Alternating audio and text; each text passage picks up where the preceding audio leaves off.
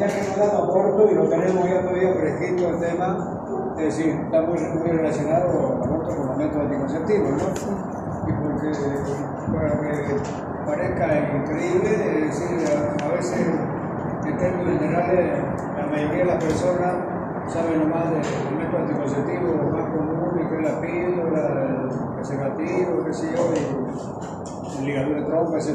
Pero lo vamos a ver ya científicamente y ordenadamente con sus ventajas y desventajas, sus indicaciones y sus contraindicaciones, ¿verdad? Muy bien, ¿cómo lo definimos a los métodos anticonceptivos?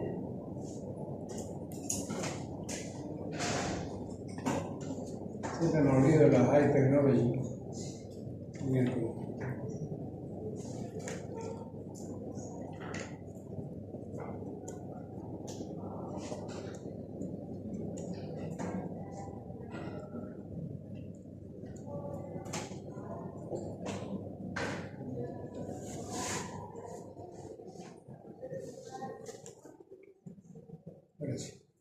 Entonces, ¿qué son los métodos anticonceptivos?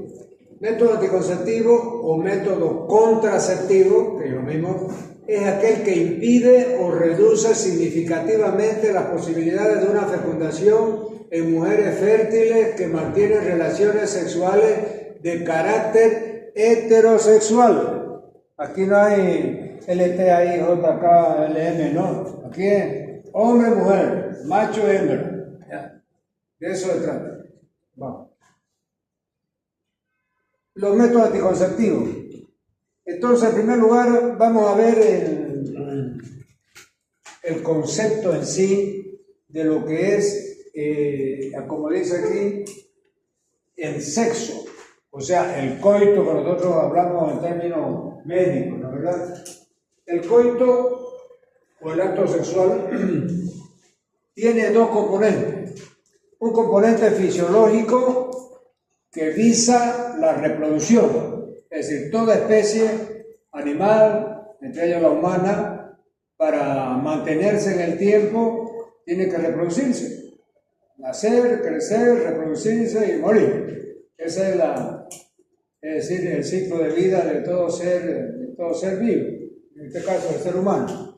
Entonces, el acto fisiológico de practicar el coito tiene ese componente fisiológico que lo vamos a ver en todos sus momentos. Ya lo vimos en fisiología, lo que ha cursado conmigo cuando vimos fisiología de la parte de fisiología de la reproducción, pero ahora vamos a ir repitiendo algunas cosas. Y tiene el segundo componente o emocional que está aquí, que son los sentimientos, el estado entre dos personas que permite expresar sentimientos, etcétera. Bueno, que es típico de la raza humana, ¿verdad? La medicina ofrece métodos anticonceptivos que permiten la separación práctica de esos dos componentes. O sea, vamos a tener relación con vista a la reproducción, o vamos a tener una relación con vista a no tener un embarazo no deseado y solamente por emotividad, porque se gusta, porque se quiere, porque se ama, etcétera, etcétera, entre hombre y mujer. Muy bien, después de haber separado esos dos componentes, tenemos los métodos anticonceptivos son aquellos que impiden o reducen la posibilidad de una fecundación en mujeres fértiles que mantienen relaciones heterosexuales, como habíamos visto. Los métodos anticonceptivos contribuyen a, 1, controlar la natalidad, es decidir sobre el número de hijos que se desea tener. Es decir, han habido países, por ejemplo, como Japón, supóngase que tiene poco territorio, entonces han tenido que hacer un control de la natalidad, es decir, legalmente podían tener la familia un solo hijo. Si tenían dos, ya pagaban un impuesto súper extraordinario que impedía o desanimaba a las personas a tener más de un hijo, ¿de verdad? Después hay otros países que tienen poca población y han incentivado más bien, es decir, tener la reproducción de la especie, incentivando con premios, con bonificaciones, etcétera, etcétera. Muy bien, entonces el control de la natalidad basado en el coito y después prevenir embarazos no deseados, aquí es donde entra ya la parte de lo anticonceptivo. Muy bien. Sigamos. Entonces, esta, fíjense, es la diapositiva del millón. Es decir, si usted sabe que todo esto, método prácticamente, es decir, sabe el tema completo sobre el método anticonceptivo. Muy bien. El primer método anticonceptivo es llamado de método tradicional. Es el famoso método a través del almanaque, la verdad, a través de cuidarse en el consultorio, cuando estamos haciendo la consulta médica, hacemos la anamnesis y preguntamos a los pacientes, por ejemplo, ¿y usted cómo se cuida para no embarazarse? Doctor, yo me cuido por los días, o a través de los días, o sea, cada uno tiene una forma de expresarse, ¿no verdad? Ese es el método tradicional, o del almanaque, ¿no verdad? Por eso yo siempre les cuento esta anécdota a mi alumno. Antes, cuando comenzaba yo a dar este tema en fisio, o hablar de la reproducción en fisio, o el SAP, el método anticonceptivo, siempre que yo comenzaba a explicar el método tradicional y preguntaba, en esa época no había, llevando 20 años atrás creo, no había celulares. Entonces alguien tiene un almanaque y siempre era una mujer, yo profesor, decía, Dios mío, ¿será que debe cuidarse? Mal pensado, ¿no? Debe ser que use almanaque porque usa el método tradicional, ¿no verdad? Pero después decía yo, no puede ser que sea para no olvidarse de su deuda en eso que venden perfume, con Natura, todo eso, ¿no? Para ver qué día tiene que pagar sus deudas, etc. Entonces, eso ya siendo no mal pensado. Muy bien, entonces el método tradicional significa, esto ya lo sabe todo el mundo, por ejemplo, desde la primaria, secundaria y peor en la universidad, en los países del primer mundo, donde dan como una materia transversal salud sexual y reproductiva. Pero infelizmente acá en los países en vías de desarrollo tenemos todavía que explicar bien a las personas que desean utilizar ese método llamado método tradicional. Entonces el ciclo menstrual tiene 28 días, del primero al día 28. Alrededor del día 14 se produce la ovulación. Alrededor. Fíjense que esto es muy variable. Entonces, día primero hasta el día 5 está menstruada. Después 6, 7, 8, 9, 10, 11, 12, 13, 14 y después. Entonces, este ciclo, los primeros 14 días, se secreta una hormona que es los estrógenos. Por eso se llama fase estrogénica. Y estos segundos 14 días, progesterona.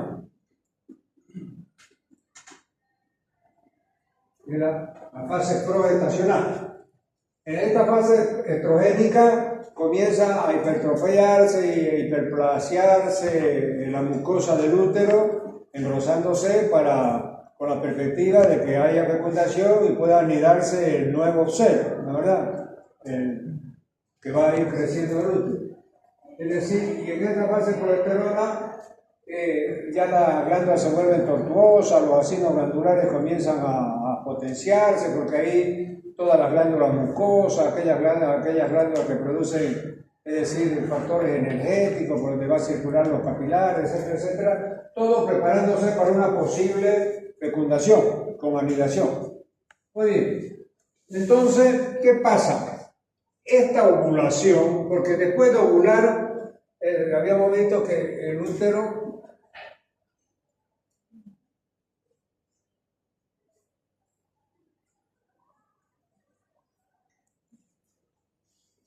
pues aquí está el ovario, cada 28 días, es decir, cada un óvulo ya maduro al tercio externo de la trompa. En el tercio externo. Entonces, aquí tenemos la vagina, aquí tenemos el cuello uterino y aquí tenemos el cuerpo todo del útero. Y aquí tenemos las dos trompas, trompa izquierda y trompa derecha. Entonces, el espermatozoide tiene que subir de aquí de la vagina, donde se deposita en el orgasmo, hasta el tercio externo de la trompa para poder fecundar al óvulo. O sea que ese doble pechuga tiene que seguir este camino. Y en cada eyaculación se eyaculan 5 centímetros cúbicos. En cada centímetro cúbico hay 5 millones de espermatozoides. O sea que 5 por 5, 25. Entonces, 25 millones de espermatozoides, alrededor de 25 millones de espermatozoides sería una eyaculación normal. Y es solamente uno, por eso yo llamo al doble pechuga, el que llega a fecundar al óvulo. Tiene que penetrar la corona pelúcida, es decir, varias capas que tiene el óvulo, ¿no verdad? Y todo el mundo le va ayudando con energía, ¿no? Glucosa, etcétera, etcétera, para que llegue hasta allá y pueda fecundar, ¿no? El que tiene mayor movilidad, mayor resistencia, mayor energía es el que va a fecundar. Bueno, muy bien. Entonces, una vez ovula, este óvulo queda 24 a 48 horas en condiciones de ser fecundado. Si no es fecundado en ese tiempo, se reabsorbe y no pasa nada. Muy bien. Entonces, ese proceso de ovulación es variable y puede adelantarse 7 días, supongo hacer hasta el día 7 días, o puede atrasarse 7 días, y 28, ¿no? 21, ¿no? 74, 21. Eso es, ¿no? Entonces, prácticamente, para tener un 95% de seguridad de no tener un embarazo no deseado, habría que prácticamente estar en abstinencia 2 semanas, ni que tuviéramos la guerra, ¿no? ¿Verdad? Entonces, eso no se aplica en términos prácticos. Lo que se aplica para tener una seguridad de un 95%, supóngase, es tener una margen de 3 días antes, día 11, a 3 días después, día 17. Entonces, este periodo de una semana prácticamente, aquí peligro, no se puede. Una calavera. Entonces, y del día 21 al día 28, sí se puede. Mandar abrazos. Como dice los brasileños, mandar abrazos. Del día 1 al día 7, también sí se puede. Inclusive los 5 días de la menstruación. No está contraindicado médicamente tener relaciones durante la menstruación con la mujer. Solamente que la pareja no se siente bien por razones de higiene, etcétera, etcétera, y se respeta muchas veces, ¿la verdad? Pero fisiológicamente no hay ninguna contraindicación. Entonces, este periodo del 1 al 11 sería aquí, del 1 al 11, y después del 21 al 28 sería el periodo que se puede. Entonces, habría una semana que no se puede y prácticamente 3 semanas que se puede.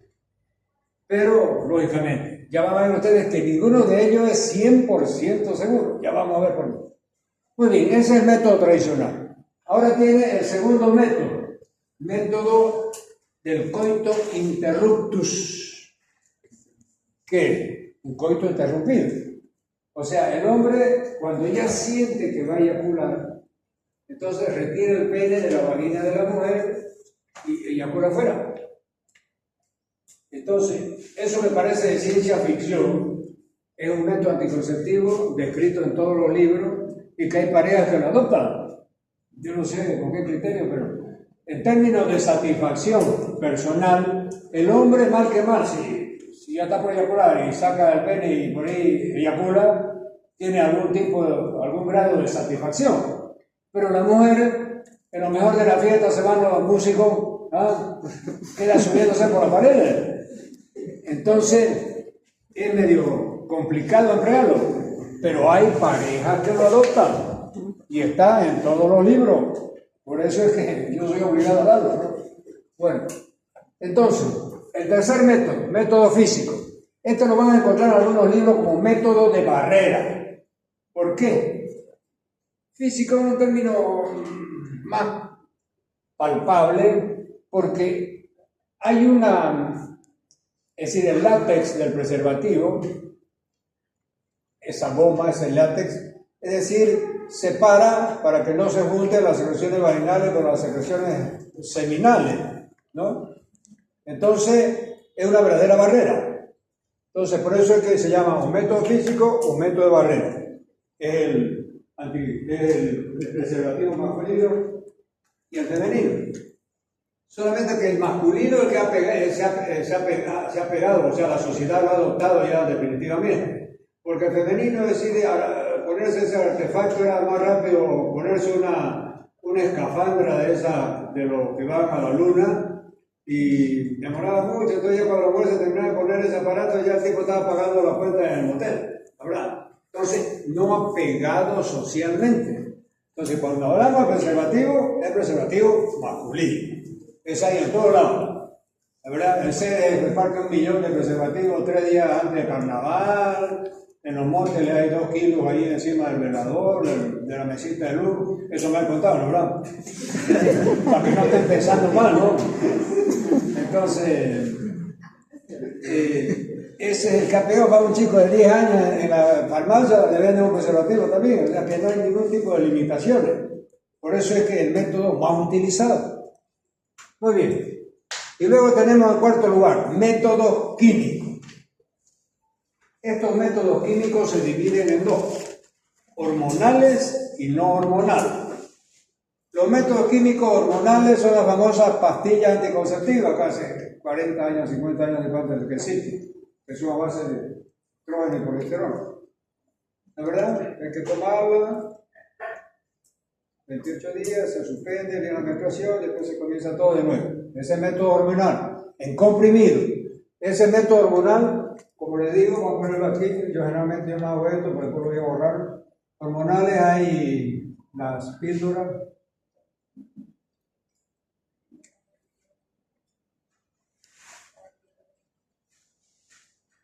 Y hay también inyectables.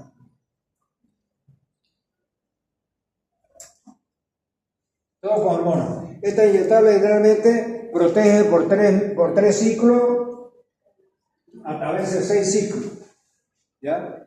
Si por ejemplo la persona, no sé, tiene temor de que su padre o su familiar le busque la cartera y le vea los comprimidos, ¿no es verdad?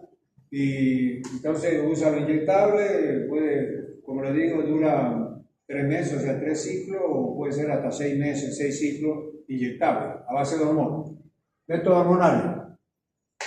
Bioral e inyectable. Entonces, está aquí, bioral.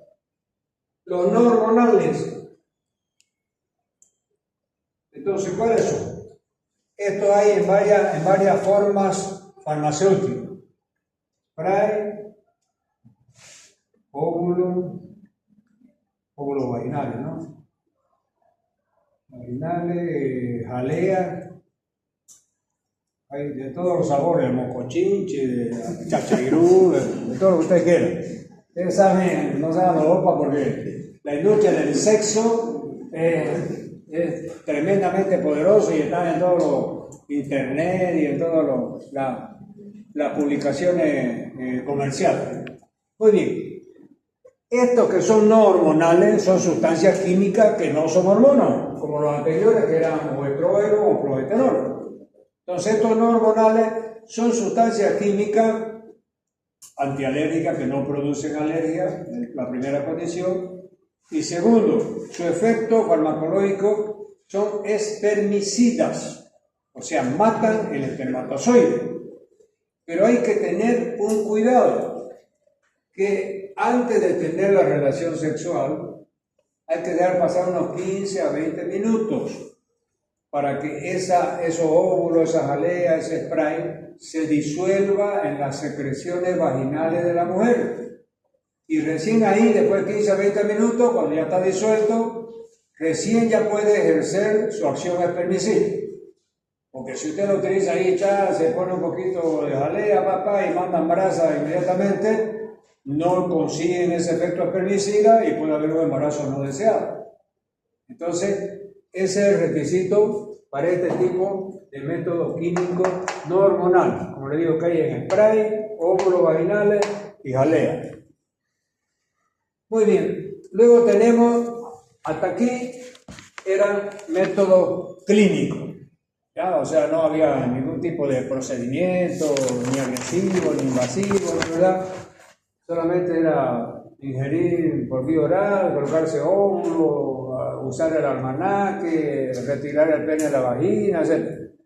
Entonces, estos ya son quirúrgicos. Estos dos de aquí. Aquí, resuelto.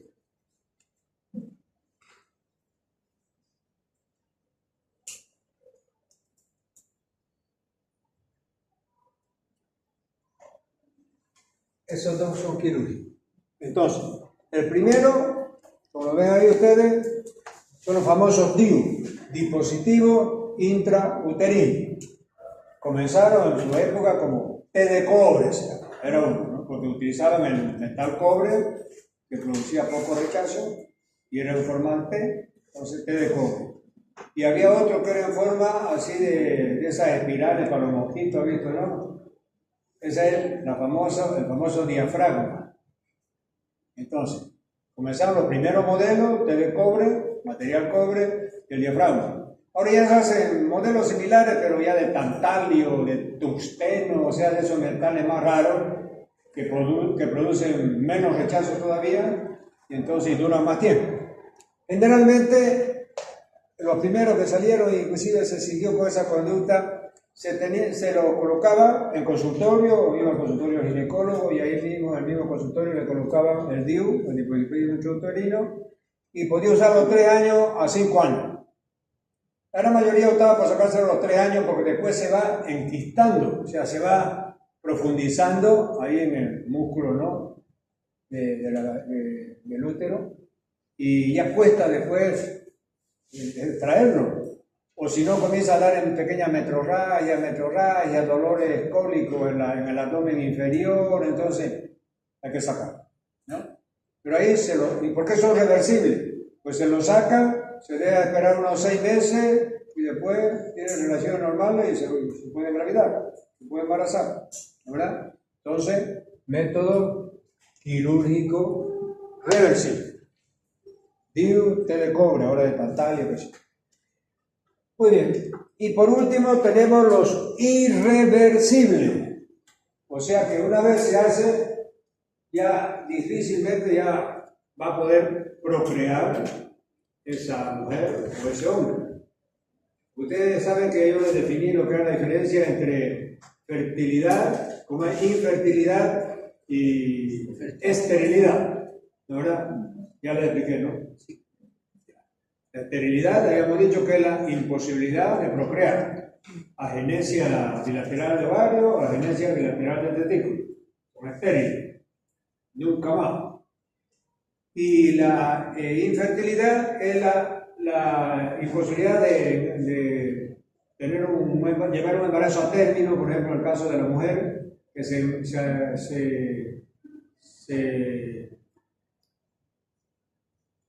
o sea, engravida y a los 2 o 3 meses lo pierde. Vuelve a engravidar, 2 o 3 meses lo pierde. Hay muchas enfermedades, toxoplasmosis y todas las cosas que hemos visto pueden producir eso. Entonces, tratar de esa enfermedad puede llevar el embarazo a término, entonces deja de ser infértil. Pero hay otros procesos de infertilidad donde tiene que ser tratado en institutos especiales de infertilidad, donde hay un equipo médico que está formado por ginecólogos, psicólogos, psiquiatras, cirujanos, etcétera, para hacer un estudio completo porque hay muchos factores que influyen para la infertilidad. Y hay matrimonios que son capaces de pagar media fortuna que ellos tienen por tener un hijo propio, ¿ya? Que no sea porque ahora ya hay el método pues, de fertilización in vitro, todas esas cosas, ¿no? Que es diferente, ¿no? Muy bien. Entonces, los irreversibles son la ligadura de trompa, que normalmente es un procedimiento, fíjense ustedes, no es legal. Se hace ya un poco por uso y costumbre, y lo único que ampara, en términos legales, es un término de compromiso que hay que hacer, que hay que firmarlo. Yo no sé bien eso, porque yo he sido jefe médico de la caja bancaria, jefe médico del seguro universitario, he estado de subdirector del CEDE, bueno. Entonces, yo conozco los grandes problemas legales que se han forjado por nada más que la ligadura de trompa. Entonces, cuando está recién casadito, qué sé yo, viene agarrado de la mano, a pico, la pareja, ¿no? Uno que le sería, ¿no? Que nos haga una ligadura de trompa, a mi mujer le hago una ligadura ligadura de trompa, bueno, firme término de compromiso, firma yo, fulano de tal, acepto que se haga la ligadura de trompa, Pero después se pelean y se separan, se miran como perros y gatos, y ya van a meterle juicio al médico. Yo no autoricé que le hagan esa cirugía para no poder tener más hijos, Entonces es un problema legal. ¿Ya? No está plenamente ratificado por alguna norma legal. Se hace, como le digo, por uso y costumbre, amparado en ese término de responsabilidad, pero al final hay algunas cosas que sobran para el médico, para la institución y para los dos miembros, tanto la mujer como el marido. Muy bien, y la vasectomía, que es la ligadura del conducto deferente. El conducto deferente se lo puede abordar a nivel del testículo, la verdad, haciendo un corte con una cirugía local, infiltración local del escroto, bueno, y pinzarlo, ¿no? Y el conducto deferente. Entonces el conducto deferente se amarra de un lado, del otro y se corta. ¿Ya? Igual que la ligadura de tronco, bilateral. Pero ya ha habido casos en que esos dos cabos, el proximal y el distal, por un proceso inflamatorio, fibroso, se retunelizaban. Entonces los dos cabos otra vez como un túnel construido artificialmente, unían los dos cabos porque ya la ligadura se deshizo, ¿no? Se absorbió el hilo que siempre le pusieron y comenzaban a pasar los espermatozoides, los doble pechuga. Y entonces, ¿cómo usted después va a explicar a esa mujer que se embaraza después de haber cobrado, qué sé yo, haber pagado para que le hagan la ligadura de tronco? Entonces, ahora ya, para tener más seguridad, además de ligar la trompa, amarrar y cortar al medio, ya se reseca el pedacito que queda entre las dos ligaduras, entonces ya hay un espacio demasiado largo como para que se retunelice, ¿no? ¿Verdad? No está pues ahí una compañía de ingeniería ahí para estar haciendo el túnel cada vez que lo cortan eso, ¿no? Entonces, pero por eso se dice que siempre hay algunos problemitas que no hay un 100% de seguridad, hay un 99,999, pero está todo los libros, es decir, ningún método es 100% seguro. Puede ser 99,9999 lo que usted quiera, pero no 100%. Por eso el problema de retunelización es el... Bueno, además de eso, ahora ya más modernamente está el método de los parches, ustedes han visto, ¿no? Sí. Es decir, a veces son pequeñas tabletas, ¿no? Tipo óvulo, sí, que se inserta, como se hace como un bolsillo en la parte del brazo, en la parte cerca de la axila, donde hay pliegue más y ahí se pone. Eso comenzó como con la diabetes. El diabético, en lugar de estar pinchándolo para ponerle su insulina de por vida, comenzaron a salir los parches con insulina. Entonces se absorbía cada tanto la cantidad exacta de insulina para poder bajar el azúcar en los diabéticos. Entonces ahora ya se adapta, esos parches tienen hormonas, entonces es un método hormonal a través de parches o a través de chip que mandan un chorrito cada tanto para que se mantenga la concentración de hormonas y produzca el efecto anticonceptivo deseado. Y después al final les voy a mostrar yo el último que ha salido, que todavía nosotros vamos a terminar de proyectar, pero al final está muy bien. Entonces, como yo les decía, aquí tenemos, dice, cada método tiene sus indicaciones, por lo que los diferentes usuarios necesitan analizar cuál será el más idóneo para cada circunstancia y permite una mejor salud sexual. La eficacia teórica de cada método aumenta considerablemente si se usa correctamente.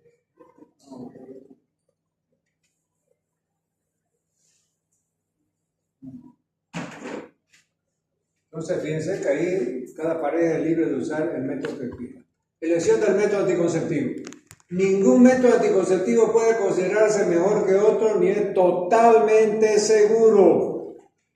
Cada método tiene sus indicaciones y deberá buscarse aquel que sea más idóneo para cada circunstancia y permite una mejor salud sexual. La eficacia teórica de cada método aumenta considerablemente si se usa correctamente.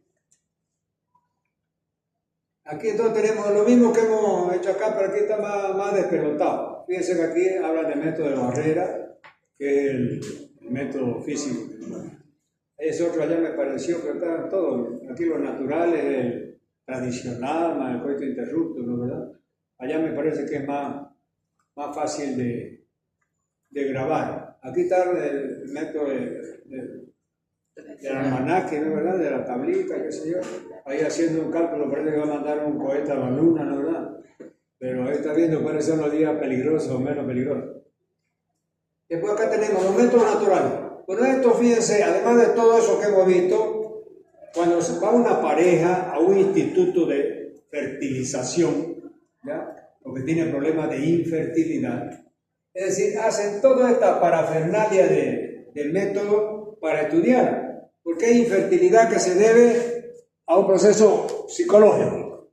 Hay otra infertilidad que se debe al problema del moco cervical. Ahí está el detalle.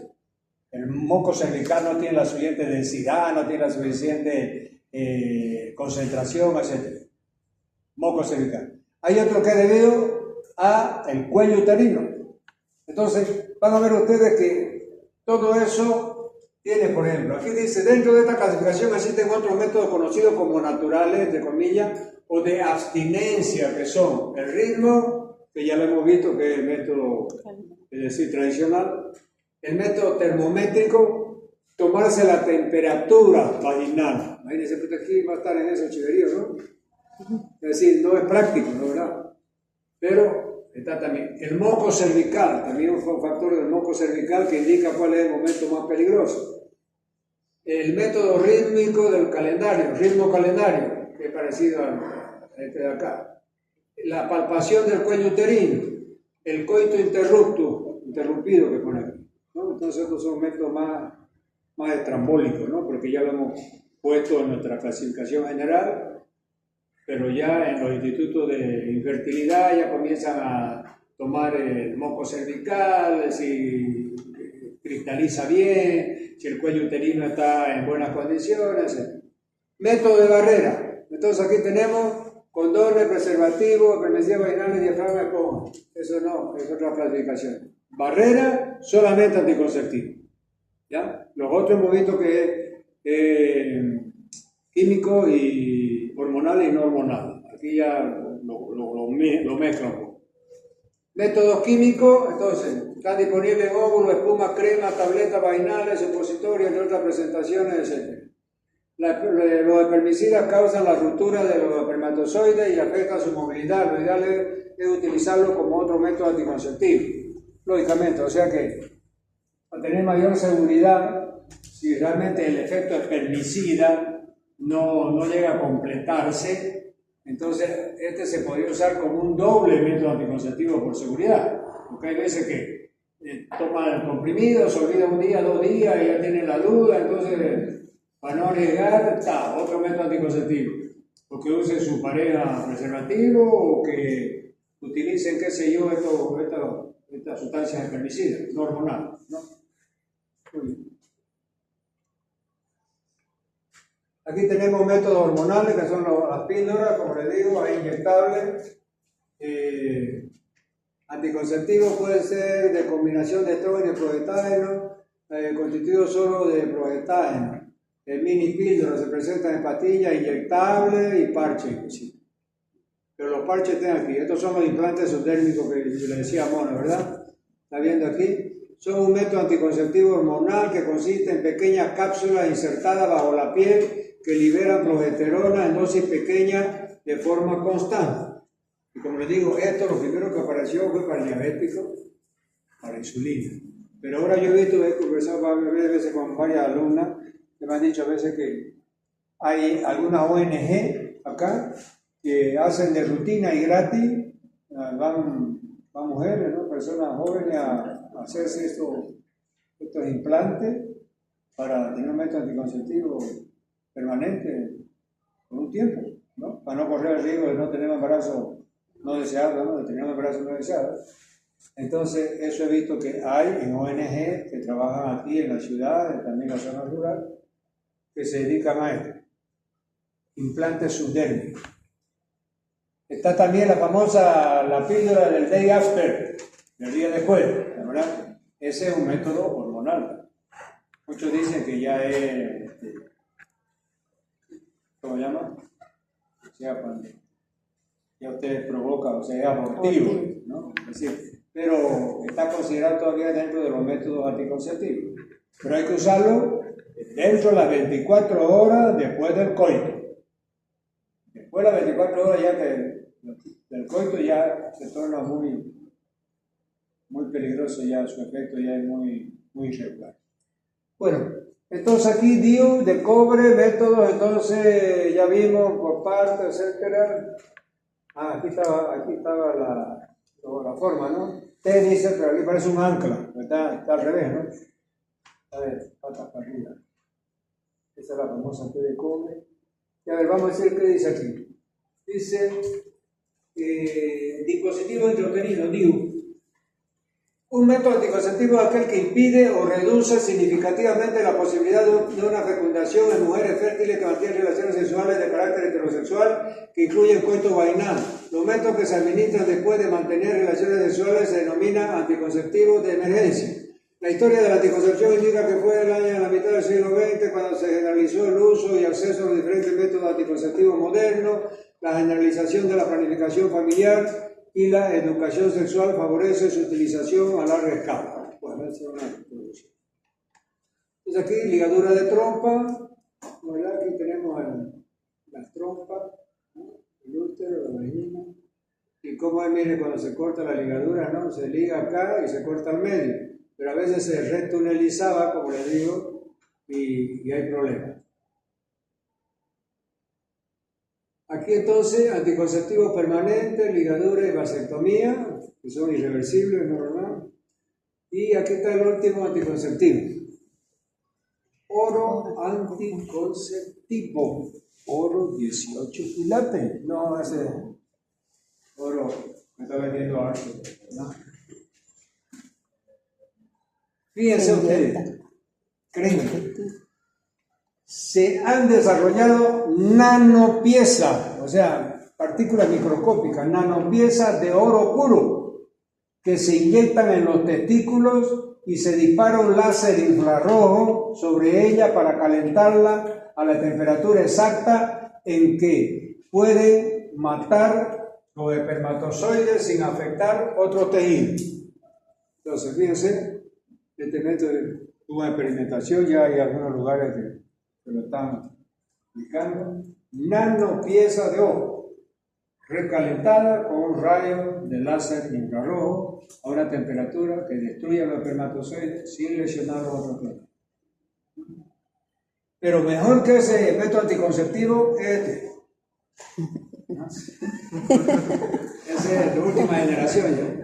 ¿No? ¿Está bien? Muy bien, ahora vamos a la nota. Contempla eso.